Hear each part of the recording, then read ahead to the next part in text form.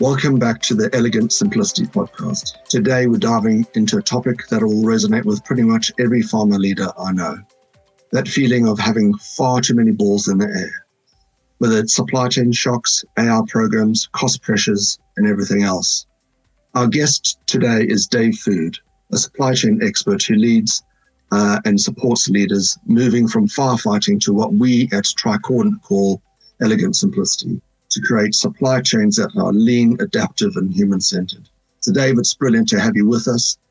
Could you start off with just briefly introducing yourself?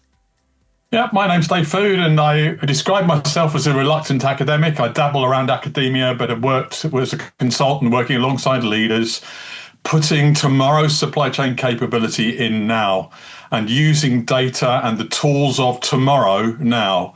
And part of that requires an adjustment on thinking, an expansion of change, and helping to support a whole range of companies in terms of putting these kinds of things in place through research, through advice, and through just putting material out there to share with people. Yeah. Thanks, Dave. And we've worked together, and it's just a very different feel today, I think, compared to previously. So I'd love to not just get into the frameworks, but also just to get into how it feels to lead in today's world. So when you're sitting down with senior leaders, whether they site heads or SVPs of ops, what's the emotional weather you're picking up? I think I would describe that in two ways. One is just a sense of playing catch up all the time. So people are aware there is stuff out there, information out there, aware their colleagues have got information, and they're having to play catch up with the data, but also with the technologies and with the systems, and sometimes with the decisions. You always feel they're making decisions late. So that catch up is one area. And then the other area is just feeling like you never finish the job. You go home with too many loose ends, you come back in the morning, you've got a long to-do list, and actually at the end of the day, have you done what you planned to do? Quite often not. So a level of frustration as well in terms of not achieving what you hoped for. Yeah. And that also kind of makes me think you have to need quite a lot of courage to be able to decide what you are going to be able to do with the time that you've got. And I'm just wondering about whether there's a decision that you can think of, whether in your own career or when you've been advising others, around whether if they chose that slower path that actually led to a better decision. What made that decision courageous in your eyes? Yeah, what I'm thinking about is when the route of materials coming from the Far East routed rather than through the Red Sea round the Cape, the Southern Cape, because of piracy issues, and how some people said we've got to make decisions quickly, and actually. Yes. It's not just a question for the stuff that's already on its way, but the stuff you're about to buy, and then your future sourcing strategy. And so, packaging is a good example here, where packaging was coming in from a range of locations, specialist packaging for capsules and things. And actually, it wasn't just about what's on the way and what orders it's going to impact, but the ability to then look at the bigger picture, to step back and say, okay, we can make a short-term decision now, but we also need to think about maybe finding some alternative suppliers that will allow us to flex and adapt our capability. And in this particular situation, it was about sourcing from, rather than sourcing everything from Indonesia, sourcing a chunk of it from Turkey and having a dual supply. Now, that's a challenge. Because that requires sophisticated management. But what it's enabled the company to do is to be able to flex and respond. And there's quite a lot of conversation. I think we'll probably touch on this a number of times in our conversation today about the balance between lean and agile, about trying to do it as cheap as possible, but trying to be as responsive as possible as well. And the courage really came from saying, okay, we don't have all the data yet, but let's make a decision based upon the 80% data we have, and let's go and find out the rest later. Yeah, and also some courage there, not just to go with the easy thing that isn't necessarily the sustainable thing long term. That reminds me of a situation we're supporting a pharma company in France. Now, they'd asked us to come in and redesign their tablet organization. And one of the things that was happening was they're transitioning products over from Mexico to France, and so they needed to up their capacity on their French site. what was going on there was that engineering had come up with a solution, and they were saying to the production director, here you go, you can have, and in my words, a carbuncle on the back end of his tablet factory. And we looked at this, and I had a conversation with my colleagues, and we thought, this does not look like it's going to fulfill the design principles that we've agreed with the client. So we approached our client and said, listen, we think there's an issue here, and you need to have a bit of a think around whether that addition to the back end of your factory is really going to fulfill your long-term agenda. And he gave it some thought and then went to the engineering guys, and ultimately they had to redesign their 10-year site plan because they realized that that additional piece at the back end of a factory was probably a temporary fix. It was never going to be a long-term solution. So that real courage to step up and say, sorry, and engineering had a huge amount of power at the time. And so he had to kind of put his head on the block in some respects and say, sorry, we're not going to go ahead with this. We need a more sustainable solution. So they ended up redesigning the whole site plan, putting a major addition into the center of their site to ensure great flow through the site. So it led to a much better solution for them.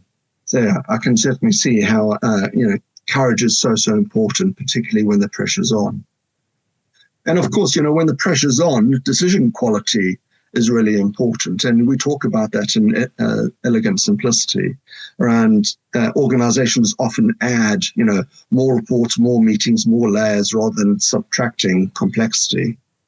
So from your vantage point, what does fear do to the shape of decisions in pharma supply chains? I think an element here is, firstly, the most senior executives do not need to be all-seeing, all-knowing people.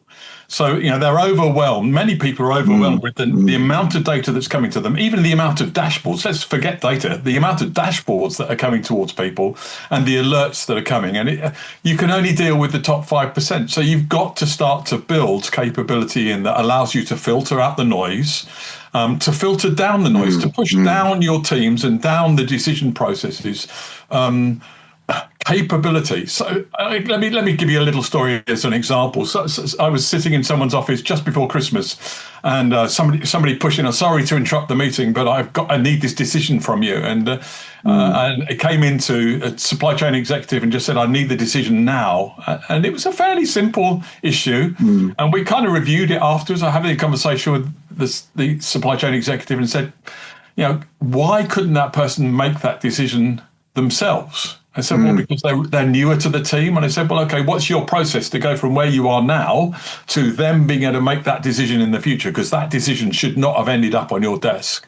And we talked about this, the typical things, but let's move it into the electronic world of watch me do it, work with me, me watch you do it, now you do it, and make a recommendation, and that whole process. But in the digital world, in the technical world, that's much more around dashboard visibility, alerts, guidelines, parameters, and things. And it's really a question of the things that because you've been in the job 12 years, that your new colleague doesn't know. How do you create that corporate library of information? Something about this production line often, as it transitions between two certain pack configurations, has a little bit of a delay, and how do you build that into your planning parameters? Those kind of things really require that you start to build your decision processes by ideally pushing stuff away, but not handing off responsibility, having responsibility built into that, both in terms of your design, but also in your technology and in the alert mechanisms that you use. Yeah. And you said early on, there's two things that really triggered in me. One around data and dashboards, and the other one around hero. I can't say the word. Being a hero in your own organization and the cultures that support that. So maybe we start off with the dashboards one and data. So, leaders are often drowning in dashboards. They've got all the metrics you can ever imagine and then some coming at them. So what would it look like to create just enough information for a supply chain or site leadership team to stay in control without being overwhelmed? Well, I think part of the starting point is going to be having agreed rules. Now, when I say rules, I mean things that are working across the different departments of the business. So if you're talking about something like a safety stock or a capability that enables your pack configurations to change, you've got some structural flexibility in your manufacturing plant. The understanding of that, not just for production and engineering, but also for customer service, sales, and other departments. Because what you do, I mean, firstly, you want to provide visibility to the executive team to ensure that you're not promoting something at the same time as you are about to do a changeover in a factory. And some of these simple things, they stay in silos, and you only realize them when it's far too late. And the function of things like building inventory for a factory shutdown or a changeover, as you talked about production line, requires that inventory is built into the plan, therefore prepared for. That then enables the team to do its job. And just because, for example, you outsell your forecast in a particular month is not necessarily a problem if you expected that and built that into your into your capability and capacity. Yeah, so this has been much more proactive in terms of thinking through what's coming down the line, creating scenarios, working it through.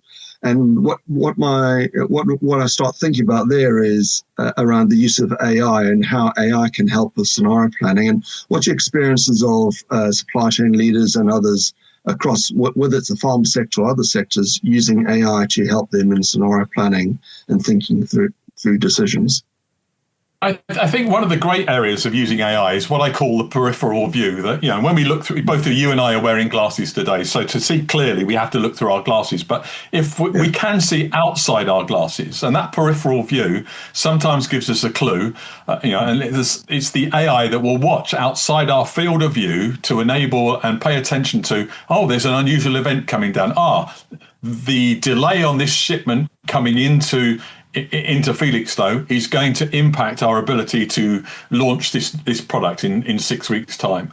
And being able to predict and respond and highlight where we need to pay our attention to. So it's not about creating hyper-vigilant executives.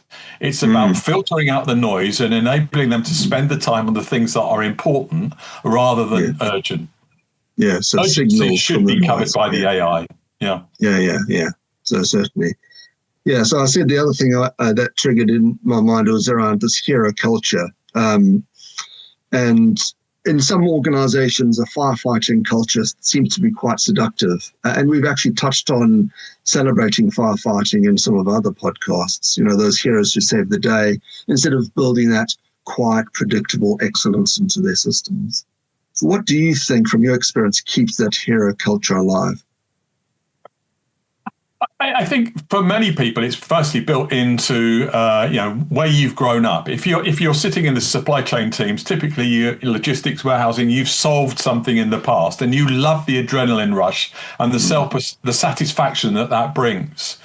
But actually, being able to look a little bit further and react a bit more differently doesn't make the ride quite so interesting. I mean, I liken it to if you drive on the motorway in a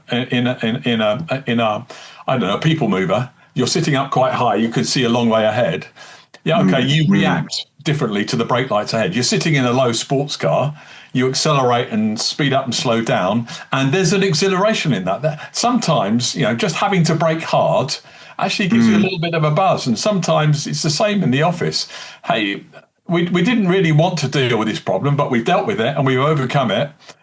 Good job. High fives all around the office. But the challenge is the amount of noise that creates everywhere else. So you've solved it in your team. You've solved it in your silo, but you've then created waves into other departments. Postponement on a promotion, launch of a new product, delay on a new contract with a customer.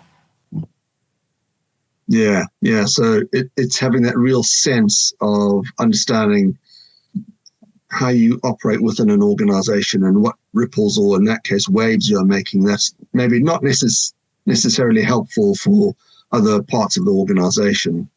You really need to think quite practically around what your decisions are doing and how they're impacting others. So I'm wondering around what other practical ways leaders can think about. So for a leader listening to this podcast on the way into a long day of meetings, what practical questions maybe could they ask themselves to help decide, these are the balls I'm going to keep in the air today, these are the ones I'm going to consciously let go of or delegate? Is there a simple decision lens or test that you've seen work well in operations and supply chain teams to help them to think about that practical ways of deciding what not to do? Can I start with some real basic organizational things? I saw a beautiful image that was shot of the state of people's brains when sitting on Teams meetings like this, and how over a period of time the brain got hotter and hotter and hotter. Yes. And I just think about that and think, okay, we need downtime, we need a break, we need a rest. And so one of the things that I did in response to this image was I said, I am not going to accept the default settings on team meetings. So instead of it being automatically half an hour, I always reduce it to 25 minutes. Instead of an hour, it's always 45 minutes. Let me unpack that really just with a couple of thoughts. The first thing that means is I've got time to do the job that I should really be doing. Secondly, I have time for a coffee and the time for a break. I also improve my circulation. I get away from the screen and do things. But the interesting thing is that because I do that, I'm now educating other people around me, because the meeting, I get towards the end of the meeting, it's 25 minutes and I say, okay, I've got to go now. Oh, we've got another 5 minutes yet. I said, no, it's 25 minutes.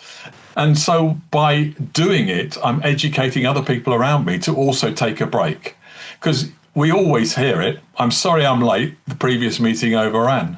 Yeah. Now, that's just at a short practical level. But actually, I would go even further and say, let's do in the meeting, let's make these meetings efficient. Let's make sure that we're clear why we're there. Does everybody need to be there? What's the agenda? And try and make as many decisions outside a meeting as possible. We've now got the ability to have a process that means that things can be traffic lighted, they can be gate kept, and decisions can be made through a process.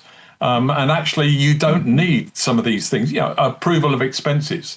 A lot of that, senior leaders are still trying to approve expenses. Well, some of this can be done automatically. It's only the queries you need to deal with. But people are still doing it because they feel responsible. And there is an issue around this that we talked a little bit about AI, which would be around trust and trusting the system, trusting the results. Well, you've got to interrogate it. You've got to have the ability to be able to understand. You've got to have that visibility into the decision to be able to underwrite it yourself and put your signature at the bottom.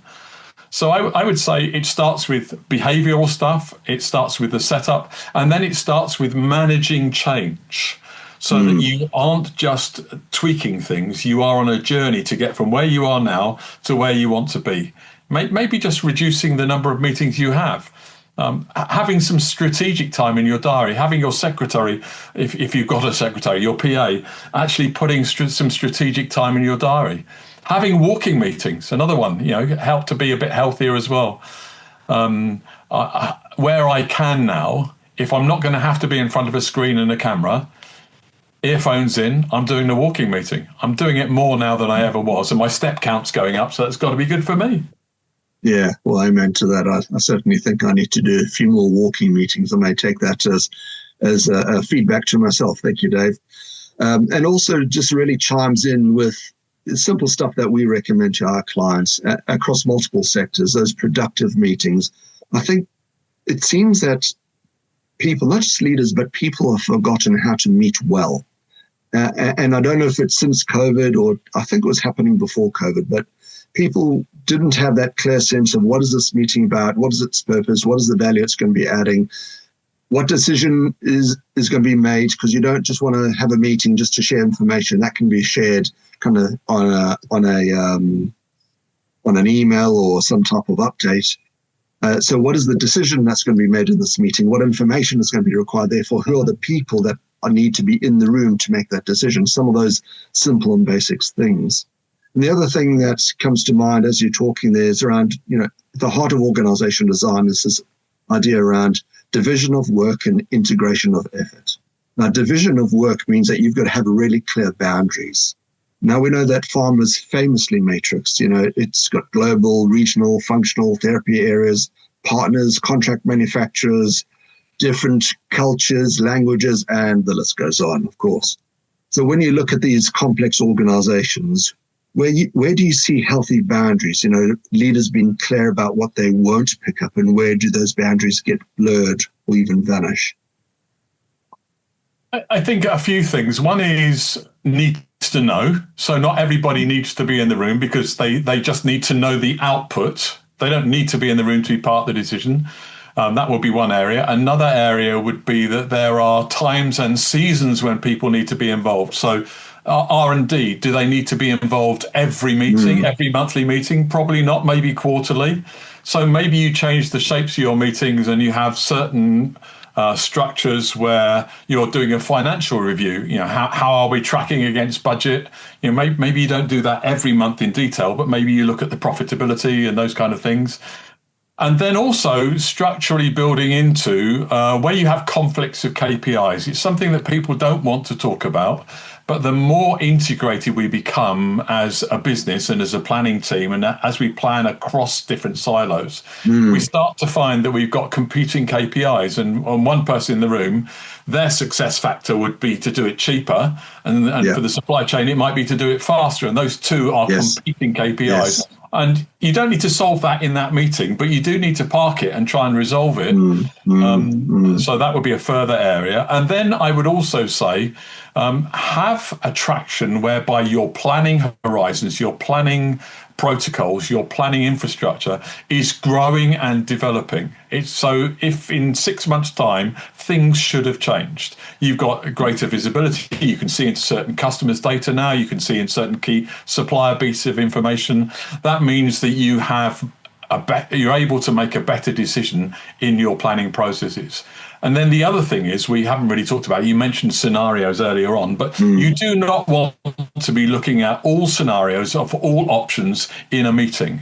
You want to be considering A, B, and C, for example. Maybe the cheapest, the fastest, and a middle way. And actually, that's the decision that's going to be made in the meeting. Not, could we outsource the supply? Can we delay the launch of this product? No, you've already considered those in your scenarios. And that means you've got to inform your teams to help them to build those scenarios so that when you make the decision, you know that everything's included. And so it's about empowering the team to help them to take the decision so that you as the executive team can make that decision. Yeah, and although that also assumes that there's a level of psychological safety in those teams and within the organization, and that's quite tough because not all organizations have that psychological safety. So I know we've touched on this in other podcasts, and I suggest people have a listen to those. But from your perspective, Dave, what would be ways that leaders and people could help reinforce and create these spaces of psychological safety, even under pressurized environments? Well, I think enabling people to be able to take a risk, a known risk, to try things out, to enable people to suggest something risky. You might then rule it out later, but often what happens in these idea creation sessions is people they play the rules first, rather than explore the possibilities first. And actually you want to explore the possibilities that might lead you to a step change of behavior that would enable you to use AI in a radical way, for example, rather than put all the rules in place, because those rules just limit our flex. It's like putting a safety suit on. If your safety suit protects you from everything you need to do, your field of view and your ability to move is so limited. And so enabling your teams and enabling the players in your teams to be able to take some of those decisions, make some recommendations, and then celebrate success when it happens. One thing I think we're really very poor at is we don't celebrate success enough. A good decision, a good process. Sales teams often have bells in their sales rooms when the deal's closed. Do we have something similar in supply chain, in manufacturing, in marketing? Often not. Yeah. And I remember when I was in manufacturing, Kaizen ideas and all that, those are all celebrated, even if the idea wasn't taken forward. The number of the ideas that had come up would have been celebrated. And then those that did get taken up and delivered, of course, got celebrated as they progressed. Now, not every idea is successful, Yet, it's important to celebrate them because now we've learned something. We've learned that idea isn't actually going to fly, or that version of that idea isn't going to fly, and so we're going to iterate it and kind of continue that work. And it's all about continuous improvement, continuous chasing towards excellence. I think I was going to say that leads to the kind of extension and expansion of thinking around collaboration, for example, collaborating with suppliers, collaborating with fulfillment partners, collaborating with manufacturers. Yeah. And suddenly you've got more players on the team and you've got to work out, how do I work with these people? There is we haven't talked too much about, but that element of protection and therefore defensive mentality that means that we don't take the risk of being honest with our partner, with our team. And actually, I think many times if we were just a little bit more honest, what the University of Tennessee would call vesting, that ability to build a better collaborative relationship with your suppliers, your customers, and some of the internal teams would lead to better decisions, would lead to greater success, and would probably lead to a less stressful life.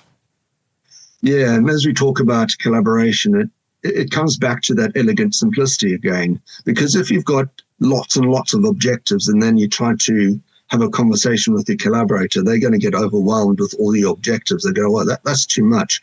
And so it comes back to that point of, well, what are the critical few things that you're going to collaborate on, and then collaborate really well on those things. So everyone understands this is what we're trying to do together. This is how it's going to benefit you, and this is how it's going to benefit us. We've done some work across various sectors, and the example that comes to mind is between health and social care. A number of years ago, we realized that healthcare were investing in certain services in an area, and that would actually benefit social care. And so healthcare was going, oh, this isn't benefiting us, so should we continue investing in these things? And the vicious circle would be they'd say, no, we're not going to invest in that because it's not benefiting us. And then social care would do the same thing. And so that vicious circle set up. And what we said to them is, well, actually, let's map out all the investments that you're making together that's really supporting the population in that area. Now, let's agree what you invest in each and whether it helps yourselves or whether it helps your partner. And now let's have a more nuanced conversation, which then sets up a virtuous circle of investment that not only helps each other, but benefits the patient at the heart of that care. So having those conversations, being really clear why you exist and what you're trying to do together and how you're going to share resources, even if it doesn't necessarily benefit you, I think is so important to think about. Yes, and it gets away from things like second guessing. So if you've got a contractual relationship with one of your suppliers, they're holding safety stock for you just in case you change your forecast.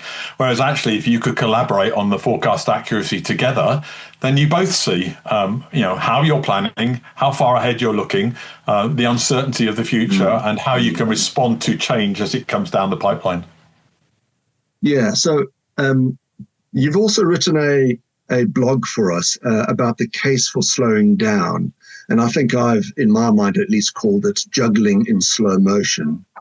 So if you're going to be kind of advising a leadership team and say, right, next week we want to run a challenge for yourselves. Now, what would you actually ask them to do differently that would help them to juggle in slow motion or in what you've talked about, the case for slowing down?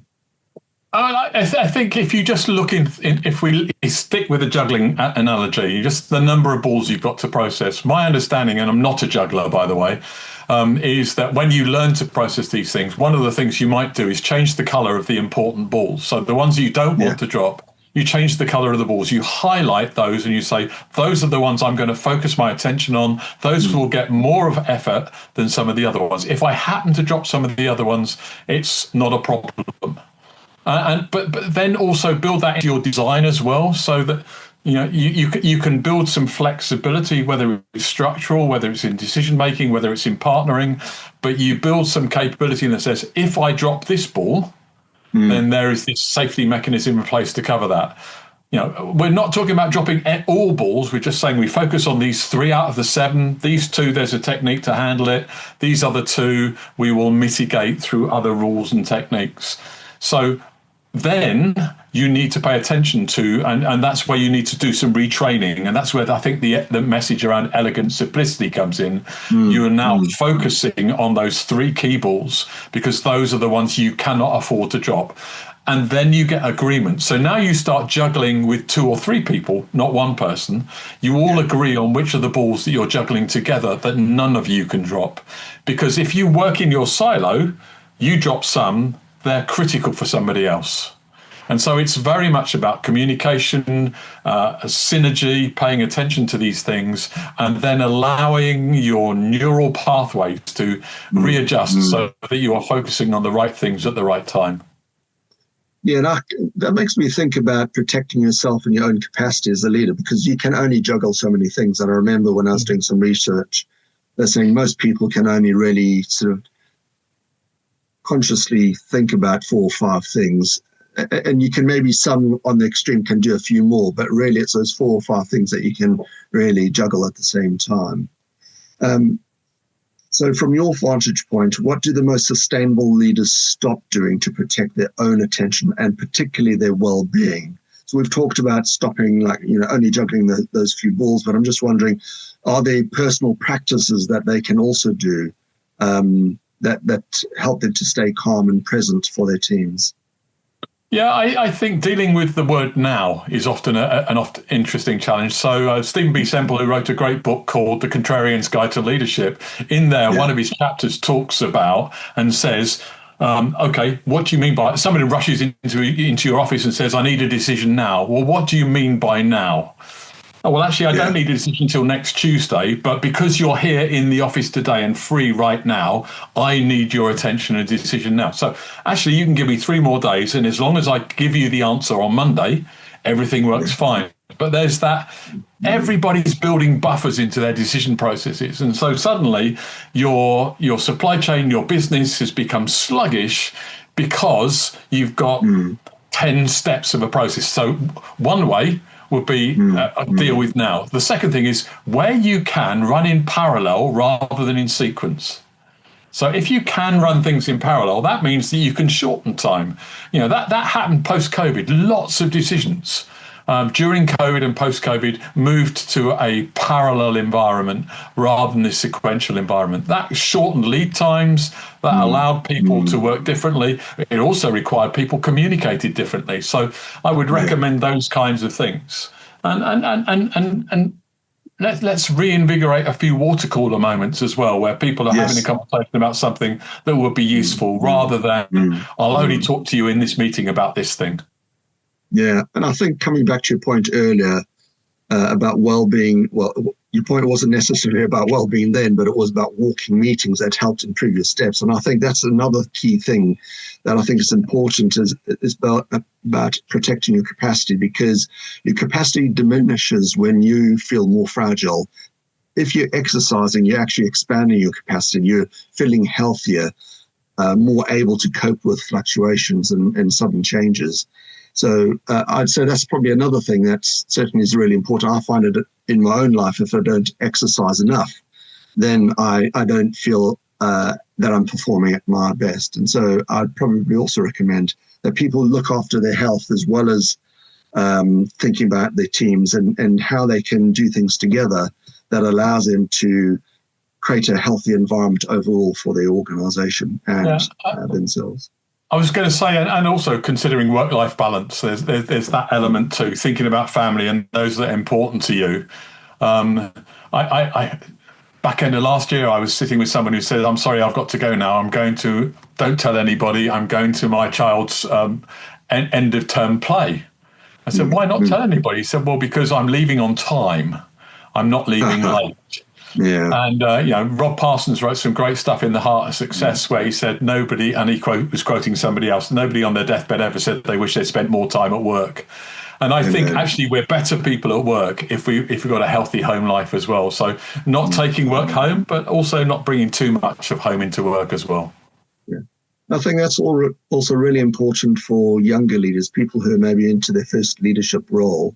I'm just wondering, what advice would you give to your younger self that those who are in their early careers of leadership could really take and think about for themselves? and why? Well, I'm not a cook, but I do know that, my wife sometimes uses a pressure cooker, and there's a weight on top there that if you want to let the pressure go, you just kind of push it to one side and let some of the pressure out.